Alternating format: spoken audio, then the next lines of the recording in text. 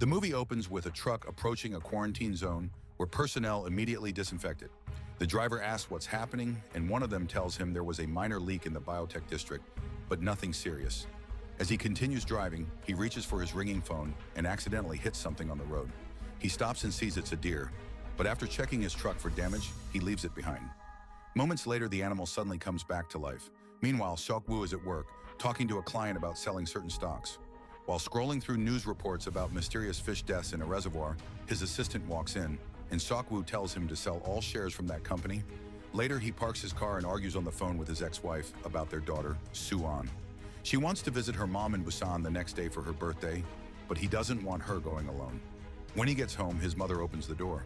He walks into Soo-an's room and finds her talking to her mom, saying she can take the train by herself. When she notices him, she hangs up. Seok-woo sits beside her and asks her to wait a week until he has less work so he can take her himself. He gives her her birthday present early, but she already has the same gift from before. When he asks what she really wants, she tells him she just wants to see her mom. She even says she'll go alone so she doesn't waste his time. Later, Seok-woo talks with his mother, who tells him to have a proper conversation with his wife when he goes to Busan. He insists that work is important right now, but she reminds him that this is also an important moment in Soo-an's life. She leaves him with a camera recording of Soo-an's recital that he missed. Watching it, he realizes how much he's been neglecting her and decides to take her to Busan.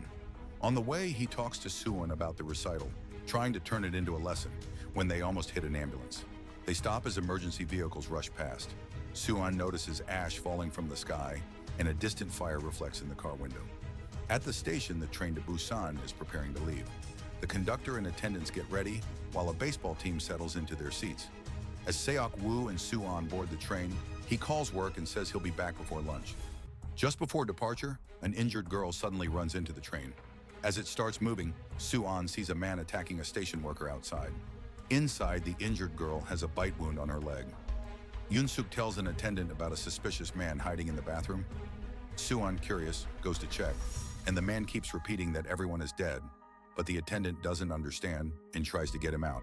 Meanwhile, the bitten girl walks through the train and collapses unnoticed. Soo-an tries to go to the bathroom but runs into Sang-hwa, who is guarding it for his pregnant wife, Seong-kyung, and tells her to use another one. Shortly after, an attendant finds the injured girl convulsing and calls for help. At the same time, Seok-woo wakes up and realizes Soo-an is missing. His assistant calls to tell him something serious is happening nationwide. As passengers watch disturbing news on TV, the attendant keeps trying to reach her chief. Suddenly, the bitten girl turns into a zombie and attacks her. When the chief doesn't get a response, he rushes toward the car, only to find the attendant being dragged in, already getting bitten.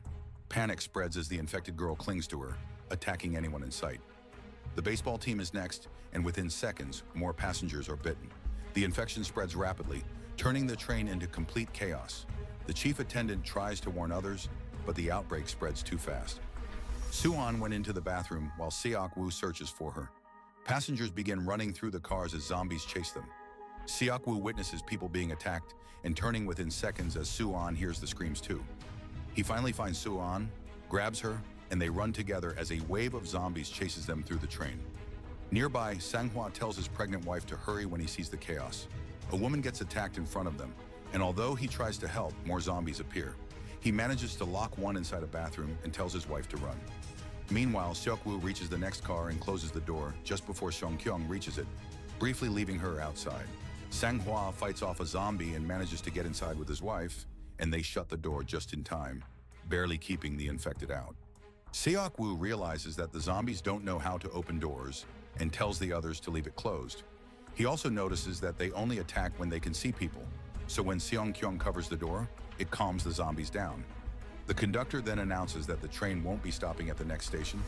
Yoon-suk contacts him through the intercom, asking if he even knows what's happening on the train, but the conductor replies that he's just following orders from the control center. At that moment, Seok-woo receives a call from his mother, who is worried. She tells him to take care of his daughter, but suddenly she turns while still on the phone. Seok-woo understands what has happened, but hides it from Soo-an. As the train slows down, people at a station they're passing start banging on the windows, begging for help, but zombies quickly attack and devour them. A public announcement plays, explaining that violent riots have broken out in major cities, causing many deaths, and that several districts have been shut down. Passengers begin checking social media and see videos of people being attacked. The announcement continues, declaring a state of emergency and telling citizens to stay calm, remain at home, and ignore fake news while in reality, cities are burning. Inside the train, passengers block the doors and move further away from the infected area. Suan tells her father that her mom's phone isn't working, so he sits her down while trying to call again. Ingil makes Jong-gil sit beside them, and Suan kindly gives up her own seat. Sang-hwa notices them and is still upset that Seok-woo previously shut the door on them. Seok-woo then scolds Suan for being too selfless, telling her she needs to think about herself first in situations like this. Another announcement says they will stop at a station where the military is supposed to secure the train. However, Seok-woo overhears Yeon-suk asking on the phone which cities are safe, and it becomes clear that this station isn't on the list. He tells Suan to stay where she is and goes to another car to make a call. Sang-hwa talks to Suan, and when she says her father is a fund manager, he jokes that it means he's a bloodsucker. The girl agrees, and his wife tries to lighten the mood by giving Suan candy, then lets her feel the baby kicking. Seok-woo calls a client for help and asks about the station. The man tells him that once they arrive, they will be quarantined. When Seok-woo insists he has his daughter with him and offers a favor in return, the man advises him not to go to the main square, but to the east one, saying he'll alert his people. Seok-woo notices the homeless man in the car. When the train arrives, the station where the military should be waiting is completely empty. Yeon-suk pushes his way out first, followed by the others, including Seok-woo and Suan. The remaining baseball players step out with bats in hand. Meanwhile, an attendant shows the conductor the infected car, and Yeon-suk tells them that Busan is one of the only cities still safe. He suggests uncoupling the infected car, but it's not possible. The conductor agrees to head directly to Busan, but insists on bringing the other passengers back first. Inside the station, the passengers move through the empty halls. Seok-woo takes Suan into a restricted area to reach the East Square, and the homeless man follows after overhearing his plan. Suan wants to warn the others, but her father refuses, which makes her upset. As the rest of the passengers go down the escalator, Sang-hwa senses something is wrong. At the same time, a man appears at the end of the hallway near Seok-woo and Suan, prompting the homeless man to run after him. Seok-woo tells Suan to stay put and follows. Then everything goes wrong. At the bottom of the escalator, the military is revealed to have already turned into zombies, and they immediately attack the passengers. Sang-hwa reacts quickly, pulling his wife back up the stairs to escape. Seok-woo gets a call from his client, who says he can't reach his men, just as a zombie appears behind an officer and attacks him. The homeless man slips while more zombies arrive and begin devouring the officer. Seok-woo runs back to Suan, who is nearly attacked, but Sang-hwa saves her. Seong-kyung takes Suan, and they run together. The baseball team waits at the train door and lets them in before closing it. Seok-woo struggles with a zombie, but the homeless man helps him and runs toward the door. Sang-hwa sees him, opens it, and holds it open for Seok-woo. Together, they push the door shut, trying to lock it. Seong-kyung is almost back at the train when she notices that some of the passengers are being completely overwhelmed and killed by the horde coming from the train. Despite this, she keeps running down the stairs while at the same time, other passengers manage to enter the train from the opposite side. Suddenly, the station horde breaks through the windows and falls onto the train. One zombie lands on Jong-gil, but it's too damaged to move and cannot reach her. Seong-kyung and Suan take the other sister in the opposite direction, while another zombie chases after them. Jong-gil is saved by an attendant and the cheerleader, and they manage to get into the train just in time. The other sister, the girl, and the pregnant woman enter another car and let the homeless man in before the zombies can reach him. The zombies surround the train, and Yeon-suk tells the attendant they must leave immediately to survive.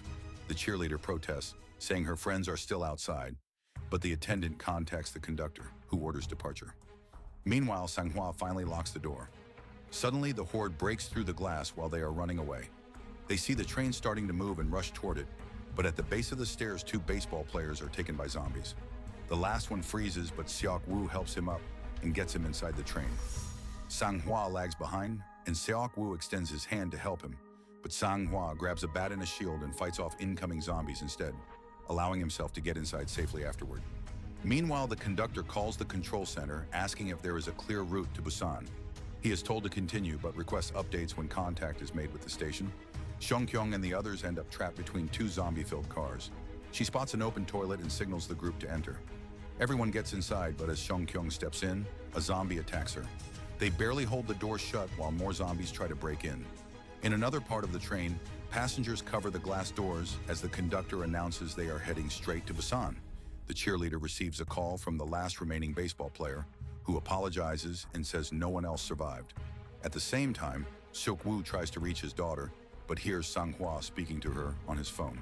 She says they are trapped in a toilet in car 13. The baseball player informs them that the others are in car 15, and the group prepares a rescue plan. Sang-hwa organizes the formation, himself in front, the boy in the middle, and Seok-woo at the back. They wait till they pass the tunnel. When the zombies spot them, all three fight their way through. Sang-hwa kills zombies with his bare hands. Seok-woo supports from the side, and the boy uses his bat. Together they form a strong team. They enter a car packed with zombie baseball players, and the boy freezes in fear. Sang-hwa shoves him aside and keeps fighting, while Seok-woo grabs a bat and joins him. The two struggle against the horde, holding them off, but the boy remains frozen, unable to help. Suddenly, they enter a tunnel, causing the zombies to behave strangely. Seok-woo uses sound to lure them away, and they escape through the darkness as the zombies follow the noise. After exiting, they regroup and rest between cars. Seok-woo realizes they can use phones as decoys during tunnels. They proceed again. Seok-woo throws Sang-hwa's phone into the back of the car and calls it, attracting the zombies so they can pass safely. They reach the toilet and reunite with the others. The baseball player also finds a toilet, and during the next tunnel shift, he gets the group inside. Seok-woo calculates the timing to the next tunnel, while the boy texts the girl in car 15. The cheerleader is relieved knowing that he'll be arriving at their car, so she shares it with the others. But Yeon is unhappy and suspects they may be infected. Others agree with him. She asks the attendant for help, but he also sides with Yeon. When the train enters a tunnel, everyone leaves the toilets. They now must cross through zombie-filled cars, so they crawl through luggage racks while Seok-woo distracts the zombies, and they get down in the car so they can move forward. But things go wrong when the homeless man trips, forcing Seok-woo to help him. Just then, the train exits the tunnel and the zombies regain their vision, trapping them in the car. Seok-woo counts down the timing for a run, but the homeless man accidentally steps on a soda can, drawing the zombies' attention. They manage to push through and reach the next door just in time, but Sang-hwa is forced to hold it shut when a zombie gets stuck in the frame. The baseball player rushes to the other door, trying to reach his girlfriend, but it's locked. It turns out the passengers from car 15 have sealed it and refuse to open, even stopping her from speaking up. Seok-woo rushes to help Sang-hwa hold the door, while the boy desperately tries to break through the locked one ahead. As he finally manages to crack it open, the baseball player tries to get in, but Yeon blocks the way. As the other passengers try to help him, Jung and the cheerleader fight them from the inside. In the middle of the struggle, a zombie suddenly bites Sang-hwa. Song-kyung walks toward her husband shocked, but he tells her to stay back. He then tells Seok-woo to take her and leave, saying he is getting tired. Sang-hwa tells Seok-woo to take care of his wife and daughter. Seok-woo apologizes, but the door suddenly gives way, and they're forced to move. Sang-hwa stays behind, holding off the zombies as the others manage to open the door and come inside. Seok-woo grabs Suwon and Song-kyung, but doesn't get to In-gil in time as he closes the door. Furious, he attacks Yeon, who coldly claims Seok-woo is infected. The passengers from car 15 demand they leave, and a split forms between the groups. The homeless man goes ahead first, followed by the cheerleader with the baseball player. Song-kyung urges Suwon to leave, and Seok-woo follows as the others quickly lock them inside the vestibule. Meanwhile, Jung spots her sister, now a zombie, on the other side of the door. Overcome with grief, she opens it before anyone can stop her, and the horde immediately floods in, overwhelming the passengers in car 15. Meanwhile, the conductor tries to contact Busan for updates but gets no response, only seeing the next city burning in the distance. At the same time, Seok-woo finally opens up to his daughter, promising to take her to her mother for her birthday. Later, his assistant calls, revealing that Busan is the most secure city left, and that the outbreak actually started from one of their own companies. The train suddenly comes to a stop because of a blockade ahead. The conductor announces that he'll try to find another train to get the remaining passengers to Busan. Meanwhile, Yeon and the attendant are revealed to have survived the zombie attack. The conductor checks the first train he finds, but it's already overrun with zombies, forcing him to keep searching. Back with the group, Seok-woo tells the others they need to move and find another way to reach Busan instead of waiting. At the same time, the conductor continues looking through the rail yard until he finally finds an empty train and starts preparing it to move. Yeon and the attendant are still trapped inside a toilet. Pretending to help, Yeon tells him to go first, then suddenly pushes him into the zombies to escape. At the same time, a burning train crashes into the others, splitting the survivors apart. The baseball player manages to get the cheerleader into a train, but as he struggles to open the door, Yeon rushes in, sacrificing the girl and leaving him behind to face a zombie. He manages to survive the attack, but moments later, the girl turns in his arms, and bites him. Elsewhere, Suan wakes Seok-woo, and they realize they, along with Seong-kyung and the homeless man, are trapped beneath a wrecked train car filled with zombies. At the same time, Yeon-suk runs toward the moving train, but slips and falls. When the conductor tries to help him, Yeon-suk abandons him too and continues on his own. Meanwhile, the train car the others are trapped beneath keeps collapsing, but Seok-woo manages to find a way out. Just as he turns back to pull the others through, the gap suddenly caves in. Zombies break through the windows, and the homeless man sacrifices himself to hold them off and protect the girls. Seok-woo forces the gap open again and manages to help them get out, but the homeless man is left behind. Seong-kyung, Seok-woo, and Soo-an then run for their lives, chased by the horde and trying to catch up to the moving train car. All the zombies from the station rush toward the train, and the group manages to get on board. However, the zombies pile on top of each other and still manage to climb aboard as well. Seok-woo struggles to push them off the moving train and eventually succeeds in clearing them away. The three of them then search for the conductor, but instead find a half-turned Yeon-suk inside the cabin. He manages to open the door, but Seok-woo immediately warns that he's infected. Moments later, Yeon-suk fully turns and begins attacking them. Seok-woo fights him off while Seong-kyung helps pull him away from Seok-woo's back. As Yeon-suk turns to attack the girls, Seok-woo sacrifices himself and grabs him, getting bitten in the struggle. He then chains himself to the train and throws Yeon-suk off the car. Realizing he has been infected, he quickly gets Suan and Seong-kyung inside the cabin and shows them how to operate the brakes.